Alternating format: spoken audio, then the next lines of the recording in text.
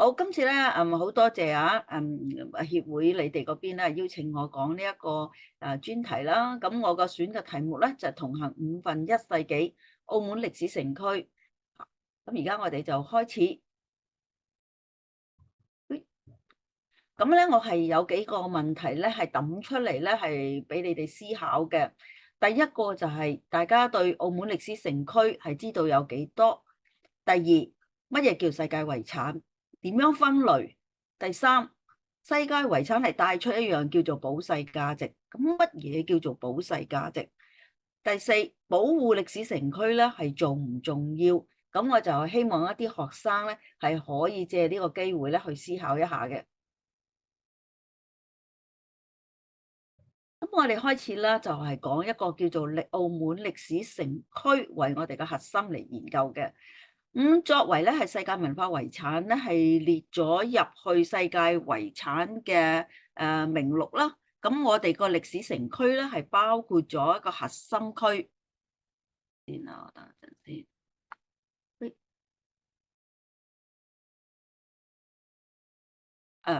等陣先。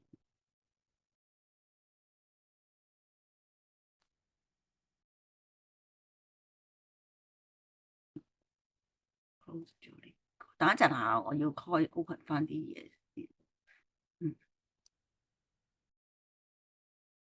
好，呢度啦。我哋咧係包括為核心區係8個個廣場空間啦，22個係被評定嘅不動產啦，同埋連接各個廣場空間同埋歷史建築嘅街道所組成嘅。咁其實咧，我哋係見到係有一個緩衝區係包住咗一個核心區嘅。咁大家嚟睇睇呢一個地圖嘅。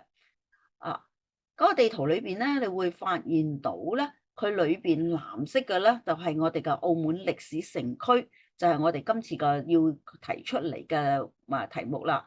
咁然後跟住粉紅色嗰啲咧就叫做緩衝區。咁你可能咧會有個問題啦。咁既然有個歷史城區藍色嘅部分，咁點解仲會有一個粉紅色嘅個範圍咁大嘅部分嚟包住佢咧？咁我哋一陣間先慢慢研究緩衝區嘅作用。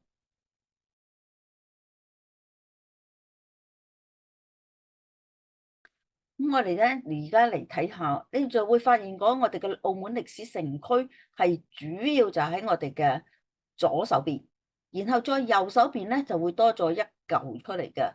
咁其實咧，我哋主要睇翻個範圍喺左手邊咧，就係同嘅澳門嘅歷史發展有關係。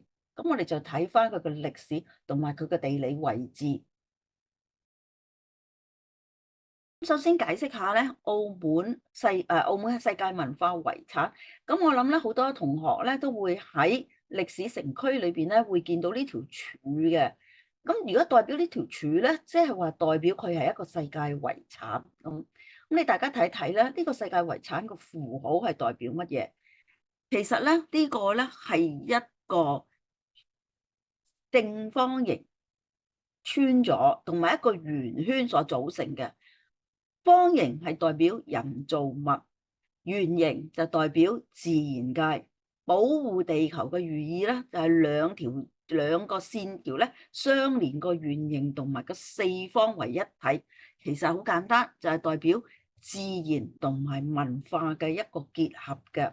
咁你見到呢條柱咧，你要譬如舉一個例，你喺大三巴啦，或者係喺一個鄭家大屋門口咧，你都會見到呢一條柱嘅。咁其實佢有一個二維碼喺度嘅。咁嗰個二維碼咧，你會 scan 咗佢之後咧，有機會係會睇到裏邊介紹呢個歷史城區裏邊嘅資料嘅。咁希望啲同學咧，大家可以有空嘅時候咧去留意下。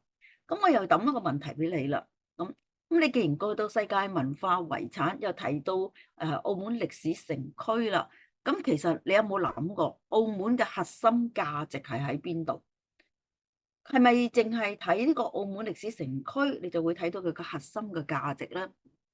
其實咧，我哋係研究歷史啦，同埋我哋睇嘅歷史嘅文化咧，我哋成日都提出嚟，澳門係獨特嘅一個叫做中西文化交融。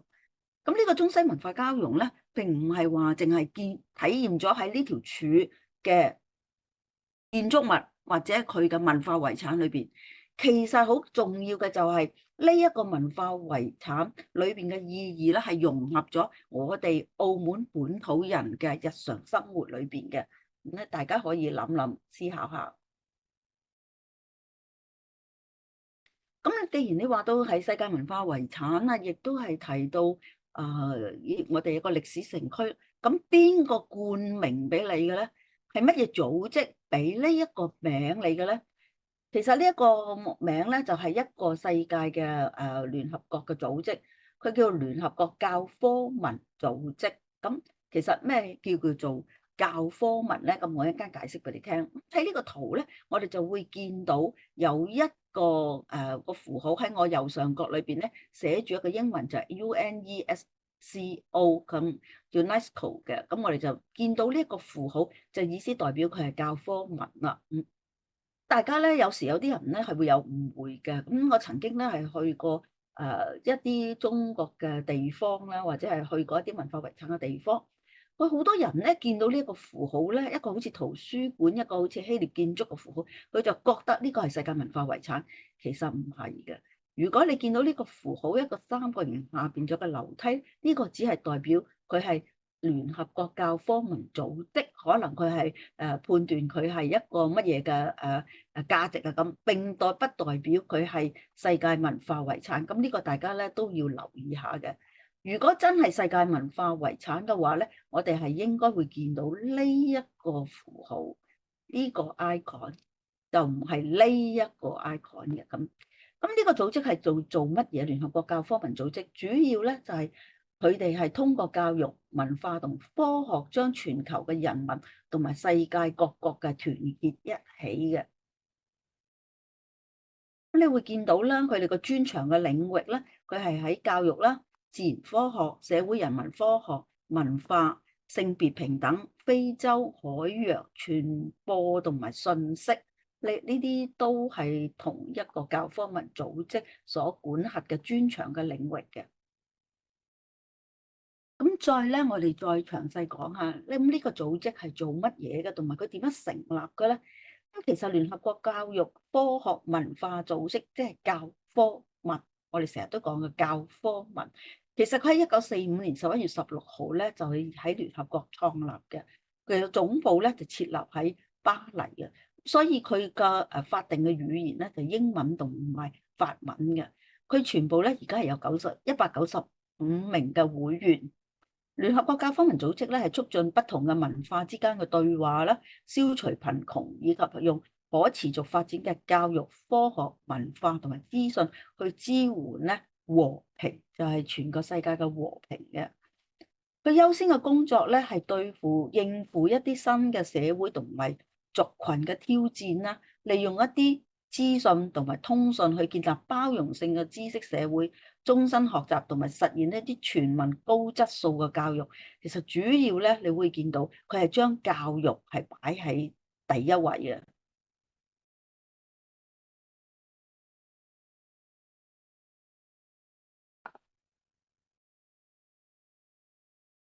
世界遺產咧評估個世界遺產或者係冠名咧，就係由呢一個組織去做管理嘅。咁世界遺產嘅設置咧，主要就係將我哋以後後世嘅子孫咧，係保護呢啲地點，以免係因為人類或者動物嘅入侵、非經授權、不受監控同埋行政疏忽所造成嘅破壞。破壞一個世界文化遺產，破壞一個世界遺產咧，一個建築物或者一個文化，唔係一定係實體嘅，可能係一個文化或者係我哋嘅日常生活都會破壞咗呢一個世界遺產啊！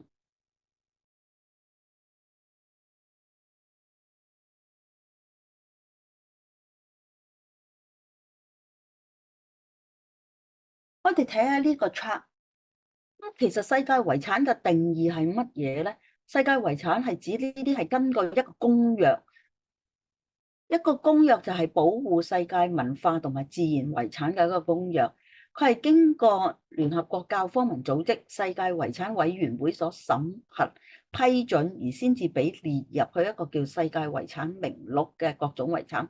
所以呢個咧係一個嚴格嘅挑選、評選同埋保護嘅。咁我哋一睇呢個 chart 咧，佢一開始嘅時候咧就係一個世界遺產。世界遺產咧跌咗落去咧就分為3列嘅，一個就係自然嘅，一個就係文化嘅，一個咧就係複合。所謂複合就係自然加文化。而文化遺產咧就跌咗落去咧，就係會分為物質同埋非物質。物質再落一層咧，就係移動同埋不可移動嘅。咁我而家咧，我哋集中係講文化遺產，我哋唔好討論細自然遺產或者複合遺產先，因為澳門歷史城區係屬於文化遺產裏邊嘅。咁我哋再講落去咧，文化遺產咧就分為2類，一個就係物質有形，即係話摸到見到嘅。但係另外一種咧都係好重要，就叫非物質無形嘅文化遺產。而物質有形嘅咧，我哋又跌咗落去咧，就係下一層咧，就係移動同埋不可移動嘅。而移動嘅咧，就包括可能係雕塑啦，可能係畫啦，可能係家私啦，可能係一啲門上邊嘅油畫嗰類嘅。而不可移動嘅咧，就係一啲歷史遺跡啊，一啲紀念物啊之類嗰啲一啲嘅。非物質文化遺產咧，亦都係我哋好熟悉嘅。澳門有多項嘅，有70幾個清單裏邊嘅就非物質文化遺產啦。咁今次我哋集中所講嘅咧，就係物質有形嘅文化遺產，即係不可移動嘅，亦都係建築物、歷史性嘅建築物嘅。咁如果非物質文化遺產咧，舉一個例，大家都好熟悉嘅，就包括係粵劇啦。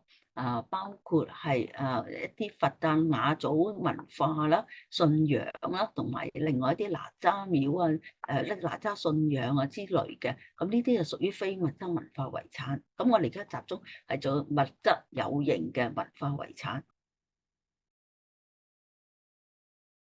咁你既然講得出啦，係教科文組織啦，就會幫你哋咧係評核嘅。咁你點樣先至可以登錄咧？所謂登錄即係列咗入去呢一個名錄裏邊咧。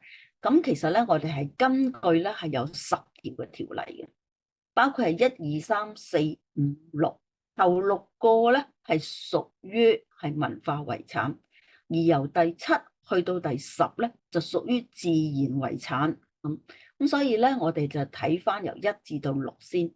咁第一個咧就係如果你能夠登入咗世界文化遺產，你可能咧就係話你係表現到人類創造力嘅經典之作，即係話咧你呢一個做出嚟呢一個遺產咧，係表現出我哋人類嘅文明同埋一個創造力係天才嘅。簡單嚟講就係天才嗰2個字啦。咁第2條咧，如果你係達到咗呢一個標準嘅話咧，就係喺某一個期間或者某一個文化圈裏邊，對於建築技術、紀念性嘅藝術、城鎮嘅規劃、景觀嘅設計啊之類嘅，而發展係有巨大嘅影響，而促進咗人類嘅價值嘅交流嘅。呈現咗咧係有關現存或者已經消失嘅文化遺產、傳統啦、文明嘅獨特或者稀有嘅證據。咁可能好難明嘅啲字，不過咧我而家舉一個例，你哋就好容易明白噶啦。係關於呈現咗人類歷史重要階段嘅建築物啦，或者係建築技術嘅組合，或者係景觀上嘅卓越嘅典範嗱，都係提出歷史重要嘅建築嘅。咁我哋都係睇翻好多類型嘅建築。第5條咧就代表一個或者數個文化嘅人類嘅傳統聚落或者土地嘅使用，提供出色嘅典範，特別係因為難以抗拒嘅歷史潮流而處於消滅危機嘅場合。嗱，呢一個咧就唔係實物，其實係主要咧就係一種文化、一種文明嘅。第6點咧就係有顯著普遍價值嘅事件、生活嘅傳統理念、信仰、藝術同埋文學作品，或者直接或實質嘅連結。咁世界遺產委員會咧就認為呢一個標準最好咧就同其他嘅基準共同使用嘅。咁即係話第6點咧就好少係單獨存在嘅。咁可能你會問啦，咁即係話何其餘啲可以單獨存在嘅話，係喺1至到6條裏邊咧，如果你只要中一條，其實咧你係應該可以叫做世界文化遺產。但係第6條係特別啲嘅，就係要同其他嘅基準共同使用。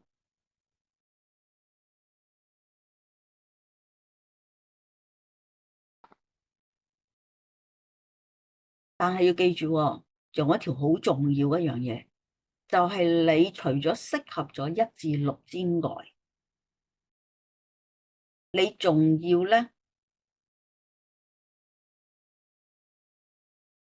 具有突出嘅保世價值。好重要嘅就係你要有突出嘅保世價值，至少滿足10項其中一項，但係最重要排頭位嘅就係要突出嘅保世價值啦。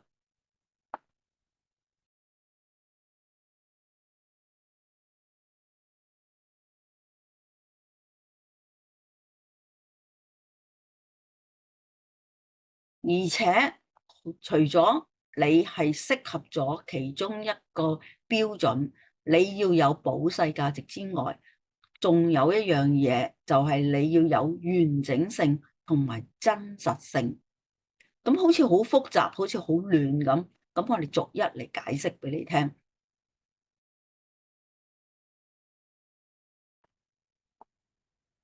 咁多我哋講多一樣嘢啦。咁頭先我哋講咗啦。咁7至到10咧，佢就係自然遺產。咁乜嘢叫自然遺產？咁呢個我哋可以睇一睇，就係有靚嘅景色啦，有美學喎。你唔係淨係美景就得，你仲要有美學啦，係自然嘅現象啦，仲要係代表生命進化啦，陸上淡水、沿海同埋海洋生態啲演化同發展上邊，都係屬於自然遺產嘅其中一項嘅登錄嘅標準嘅。最後咧就係要擁有重要同埋顯著嘅多元性生物啦。咁呢個即係話呢個世界文化遺產裏邊咧，我哋上邊嗰度咧就係1至6就文化遺產，然後下邊呢一個7至到10咧就係自然遺產。咁好簡單嚟講，如果你話複合嘅話咧，就係上邊嗰啲條件其中一條，或者包埋下邊自然遺產其中一條，咁2條中咗咧，我哋都係叫做複合性嘅文化遺產世界遺產嘅。咁呢一度咧，頭先我哋講咗一個叫公約啦，仲有一個咧，我哋提出一個叫國際性嘅文件，就威尼斯憲章1984。佢裏邊咧呢2條公約咧，都係強調咗你係登錄嘅條件嘅。咁佢裏邊咧，如果你係話中晒上邊嗰幾條條件啦，咁亦都有保世價值啦。咁但係咧，我頭先都講過，你就要強調建築物嘅真實性同埋完整性啦。咁點解呢2條亦都會咁重要咧？就算你中晒上邊，你仲要咁複雜咁要睇佢嘅真實性同埋完整性咧？咁你就會問啦，乜嘢叫做真實性？咁所謂真實性就係話文化遺產保持住佢原始嘅狀態同埋佢一個特徵嘅。舉一個例，呢一個咧就係一個京都裏邊嘅一個叫做金閣寺。咁個金閣寺咧，佢係用京都嘅傳統木結構去建築啦。咁其實好多寺廟同神社都係用木結構嘅。而且咧，佢係有一個保護啦，係有原始嘅建築風格同埋個材料，呢個係真真正正存在嘅。咁佢就係真實性啦。咁咩叫完整性咧？咁完整性就係話個文化遺產喺個歷史、功能同埋環境方面咧，都係保持住個完整。舉一個例，長城。長城係一個好大嘅一個防禦工事嘅系統，係保護住完整性，包括咗佢個維護，佢咁耐都有維護得好好。佢個連續性同埋結構係個完整性，係冇被破壞同埋侵蝕到嘅。咁呢個咧就係一個完整性。反例啦，我哋舉翻一個反嘅例子啦。咁符合真實性同埋完整性係乜嘢例咧？咁我哋睇翻一個真實性。嗱，如果你有一個叫做仿古嘅建築，咁我哋而家好多時都會有一啲仿古嘅。你完整咁，你要一個完整咁仿古翻一個金閣寺出嚟，咁佢係做到乜嘢都係真嘅喎，就算佢啲木結構乜嘢都係真嘅。咁但係你一個現代建築而模仿翻一個古代嘅風格，就算你係用翻現代嘅材料同埋技術，睇嚟好似係真係古代嘅建築咁，但係佢唔係真嘅，所以就唔係一種真實性啦。舉一個例，複製嘅藝術品，博物館裏邊咧有好多好似蒙娜麗莎啊，你模仿翻呢個畫法出嚟，佢雖然個外觀同埋原著都係相似，但係佢係冇原作嘅歷史同埋文化價值。喺澳門嚟講，你舉一個例，好似我哋喺一間酒店前邊係一個巴黎鐵塔，咁就算你講到做到佢一啲好似真幾多層幾多粒螺絲做翻喺度，但係佢唔係真真正正嗰個，所以就唔能夠符合真實性啦。跌翻落去個完整性，佢話部分修復嘅遺跡，一啲古代嘅遺跡咧，因為佢個損壞好嚴重咗，做只能夠部分嘅修復，咁個修復咧可能會影響呢個遺跡嘅完整性，咁所以咧都係唔符合到成為一個文化遺成為一個遺產世界遺產嘅。好似一啲被改造嘅歷史建築啦，咁有啲建築物咧完全已經被改成為現代用途啦，變成一個酒店啦，或者商店啦，佢已經破壞晒原本嘅原始結構同功能，而影響佢嘅完整性。咁呢個咧都係唔屬於唔符合，係評審裏邊係過唔到嘅咁。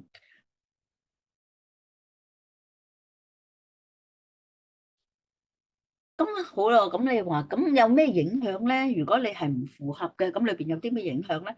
好似話真實性嚟講，佢個文化價值就會降低啦，因為你冇原始嘅材料同埋個技術，你用嘅只係新嘅材料，所以令到佢個文化同埋歷史價值係降低咗，係令到咧啲建築同埋藝術品係無法咧提供真實嘅歷史背景嘅。而且你仲有一個問題咧，就係誤導。呢啲紡織品可能誤導啲公眾啦，人們認為咧係啲建築或者藝術品先係真品，所以都係唔啱嘅。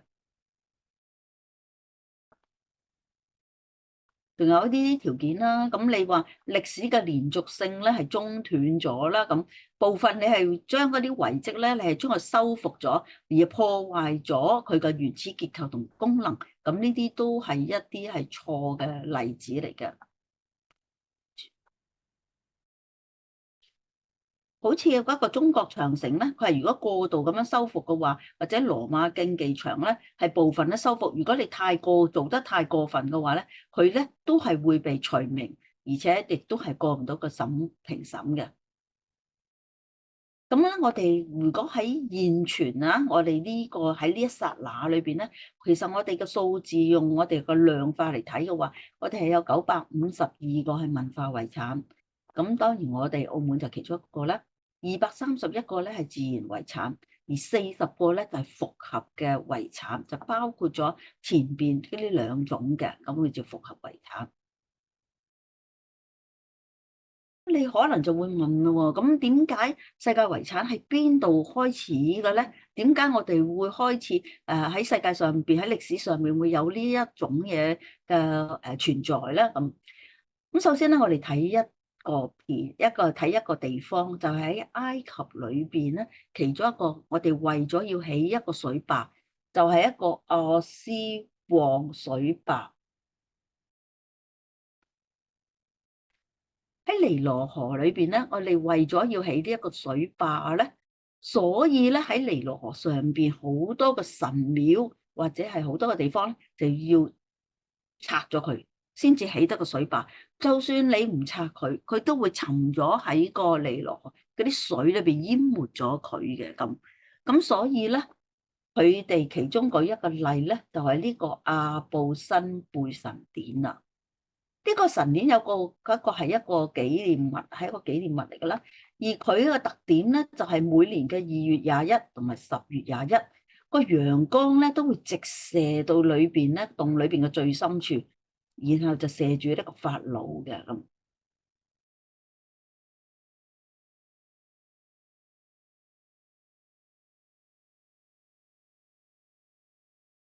喺呢個圖片就係咧，當時咧，當呢個陽光一射入嚟嘅時候咧，佢就會照住呢一個。射到呢個，射到呢個，射到呢個，但係就射唔到呢個。呢一個其實就係地獄裏邊嘅係其中一個神像嚟嘅。咁所以咧係黑暗之神，所以個陽光只係能夠射到呢三個。好啦，咁呢一個神殿，如果你去水壩，佢就會將佢淹沒咗啦。咁你係咪將佢淹沒咗啊？定係應該將佢搬去另外一笪地方咧？咁後來咧，到最後咧，佢哋咧就決定咗係將呢一個神廟係搬遷嘅。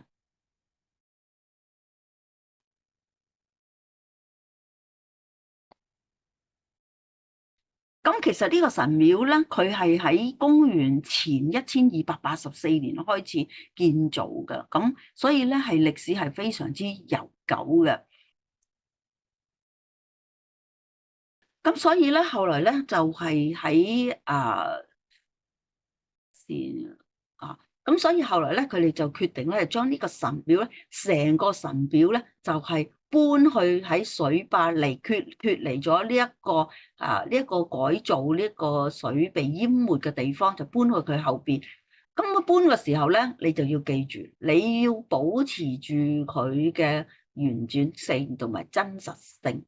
仲有一樣嘢就係好緊要嘅，你搬咗呢個神殿去嗰邊之後咧，你咧呢一個陽光喺頭先我所講嘅，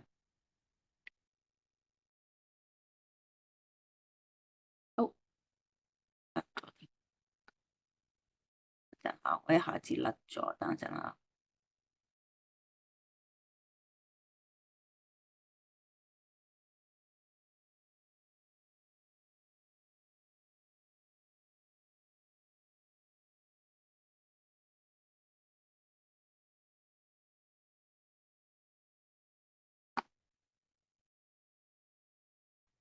睇唔睇到？喂喂，睇到未？睇到未？睇到睇到冇 ，OK，拍 on 嘅。頭先，sorry，頭先一下子甩咗啊。咁佢搬嘅時候咧，未睇到，未睇到 Abby 姐，未有拍 on，未睇到未共享係咪啊？係未有拍 on。OK，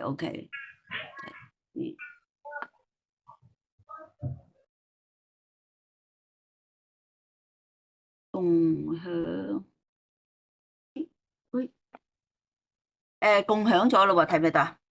都未睇到嘅。OK，唔怕，等一陣下。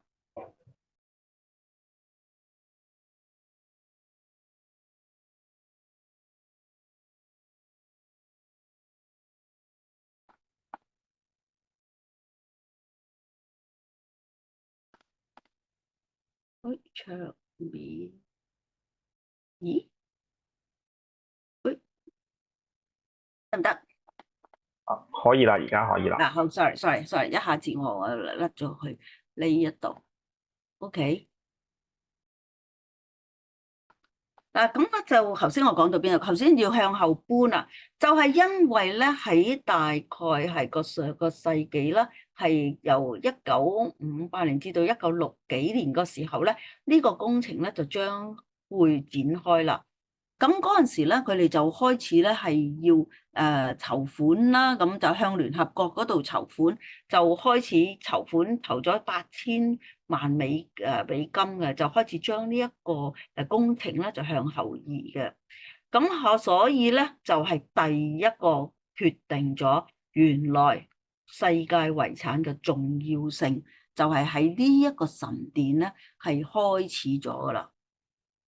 就係頭先我所講嘅呢一個，喺1959年嘅時候咧，拯救行動裏邊五十個國家捐出咗成本8000萬，其中嘅一半嘅就係，於是教科文組織就開始咗世界遺產嘅開端，就係因為呢一個神殿啊。喺1979年嘅時候咧，佢就係呢一個文化遺產咧，就係1979年咧，係成為咗世界文化遺產。你睇下佢遴選嘅標準就係136嘅嚇，咁即係1就係話係天才嘅一個建築物嚟嘅。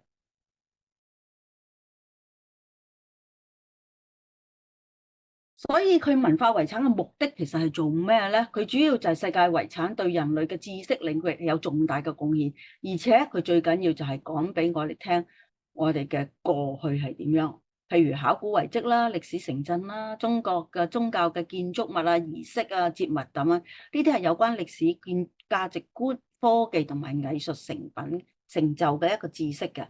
其實講嚟講去，最緊要就係一個傳承，就係俾世界遺產嘅價值透過附着嘅歷史係完整地世世代代地傳承落去嘅。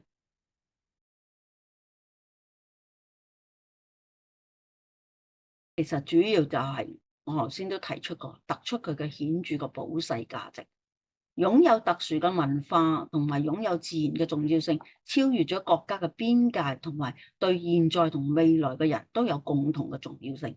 嗱，最緊要呢一句係超越國家啊，正並唔係話呢一個神典只係對埃及有意思，對我哋冇意思，唔係呢件事。等於澳門歷史城區，淨係唔係對澳門人有意思，而係要超越咗國家嘅邊界，同埋對現在未來嘅人都有共同一個重要性喺度。嗱，好似我哋喺呢啲就係我哋已經入咗世界文化遺產嘅，或者係世界遺產啦。咁譬如係萬里長城啊、太秦始皇陵啊、絲綢之路啊呢啲嚇喺外國嚟嘅，我咧就譬如呢一個泰姬陵啦。咁呢個係屬於一嘅，係天才嘅建築物嚟嘅。呢個咧就係莫戈窟啦，莫戈窟咧，我係見到佢係中晒6條嘅，1、2、3、4、5、6，佢都係中晒。喺1987年嘅時候咧，佢係已經係申請咗入去世界遺產啦。好似兵馬俑咁啦，佢係文化遺產啦，佢中咗1、3、4、6呢一條嘅。咁屬於黃山，咁你覺得黃山係屬於邊一類咧？黃山好得意，你以為佢係一個自然遺產，其實唔係。你睇下，佢係中埋10嘅，即係話佢係自然遺產啦。但係佢有2同埋，亦都係中咗2嘅，同埋7同埋10，即係話佢係複合遺產，並唔係淨係自然遺產。因為佢係帶出好多文人嘅詩句啊嘅描述啊，同埋裏邊咧佢有好多碑啊，有好多喺文化喺我哋嘅文明同埋我哋嘅歷史嘅著作裏邊咧都有提到黃山，而且係令到我哋有好多文人啦、啲歷史學家係寫出好多文章嘅。簡單啲嚟講，喺2024年咧，佢有194個締約國，就係同佢簽署咗個國家嘅，有1199個世界遺產，933個，39個混合啦。1985年咧，中國就成為一個締約國。嗱，你要係締約國，你先可以做申請呢一個遺產嘅。87年中國咧開始申請咧係6項世遺啦，而最緊要嘅係2005年嘅7月15號，係澳門就係中國第31處世界文化遺產。2005年，今年係2025年，所以我哋係同行1/5世紀，即係20年啦。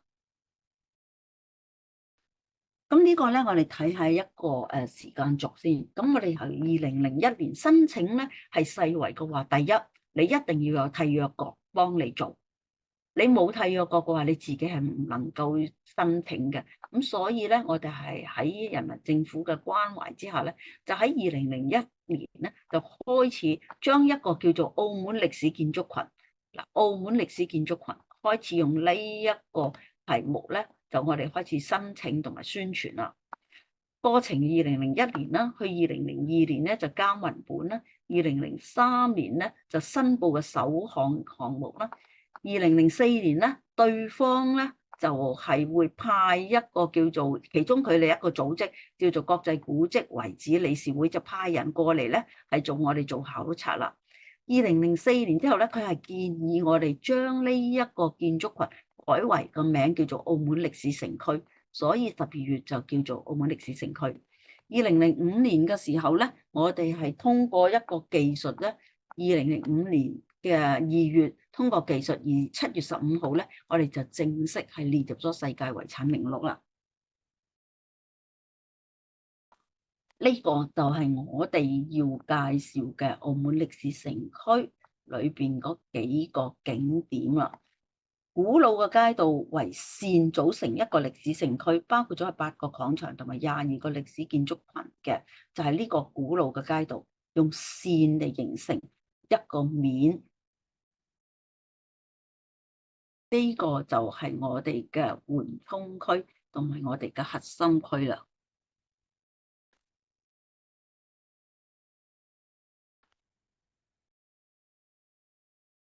其實咧，我嘅研究咧就係緩衝區嘅作用。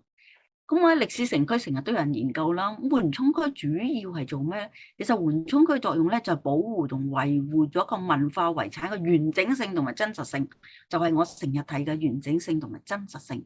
所以緩衝區咧，佢係限制咗周邊土地嘅開發啦，同埋使用嘅，係要確保佢個歷史嘅建築物同埋個景觀係唔接受到現代建築嘅影響嘅。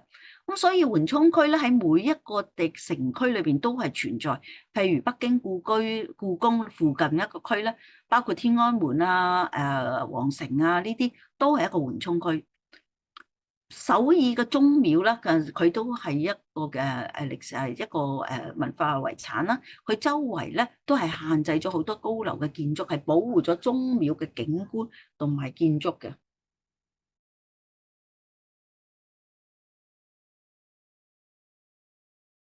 其實咧，我哋嚟睇下呢個地圖咧，你係會發現到咧，喺57年嘅時候咧，我哋係有2.7平方公里啦，得400人啦。我哋一路去到進展啦，去到而家，我哋有33.3平方公里，係有68幾萬人嘅。咁你會見到呢個城市咧，係喺幾百年裏邊係不停咁喺度擴展緊嘅。咁如果我哋仲保留到呢個古老嘅城市、古老嘅街道咧，就可以話咧係得來不易。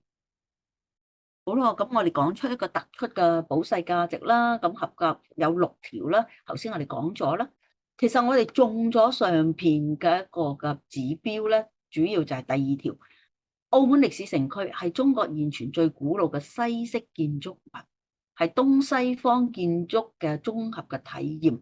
嗱，好緊要啊！中國現存最古老啊，中國現存最古老嘅，包括我哋有媽閣廟中式啦，鄭家大屋係中式啦。或者係中西啦，你可以講冇媽閣廟就係中式啦。咁另一我哋仲有大三巴係西式啦。咁第3條就中咗我哋嘅西方宗教文化係喺見證咗西方傳播中國民間中國嘅歷史淵源。第1條就係西方宗教文化喺中國同埋遠東區。我哋嘅眼光唔係淨係睇中國，就算係遠東區都係。表姐就係耶穌會嘅中國西方宗教文化喺中國同埋遠東區嘅發展。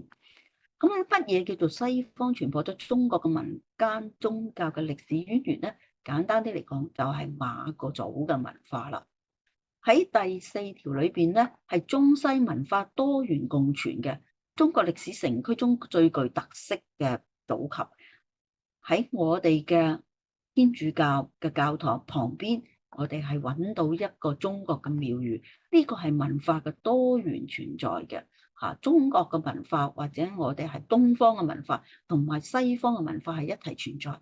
最後一條咧，歷史城區就係中西生活秩序有序嘅組合。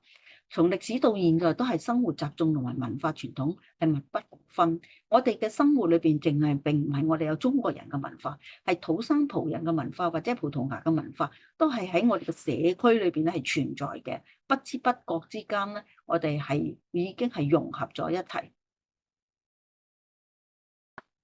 舉一個例嚟講，第2條嘅中國存在最古老嘅西式建築物，我哋用一個例就係民政總署大樓。亦都係以前嘅市政廳，亦都係金巴拉，我哋叫佢做金巴拉嘅地方嚇。咁呢個咧係一個南歐嘅建築風格，最有個西式建築。摩爾兵營啦、港務局大樓啦、東望洋燈塔啦，呢啲都係一啲西式嘅建築，見證咗西方宗教文化喺中國以至遠東地區嘅發展，見證咗西方傳播中國民間嘅宗教。大三巴裏邊係見證咗天主教修會，大三巴牌坊聖若瑟修院，呢個係天主教傳入咗中國之後，而且澳門係成為一個傳教士嘅基地嚟嘅。媽閣廟係代表咗最早向歐洲傳播媽祖文化嘅地方。媽祖係中國最顯著嘅民間女神，進入歐洲文化以及世界文化嘅歷史淵源嘅。咁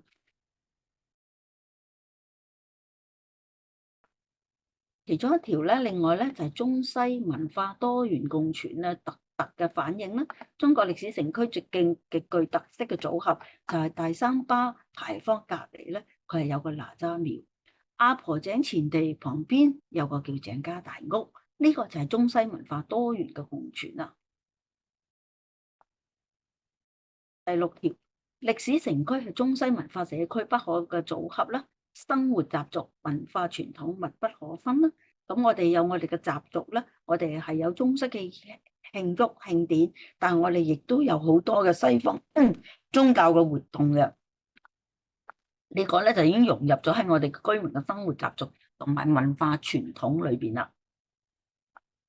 好咯，咁你就話啦，係咪中咗個世界文化遺產就係以後都係可以咧？係喺我哋咧，喺我哋申請嗰時候咧，我哋係有一種另外一個名單，一個係佢哋教科文組織咧係要留意一件事，就一個叫做瀕危世界遺產名錄。根據保護世界文化同埋自然遺產所需要嘅公約第11條裏邊咧，係需要採取重大嘅活動，係加以保護，而且係發現到你有問題嘅時候咧，佢哋呢一個組織係會將你列入瀕危嘅話，會幫你援助，希望你能夠保護到佢。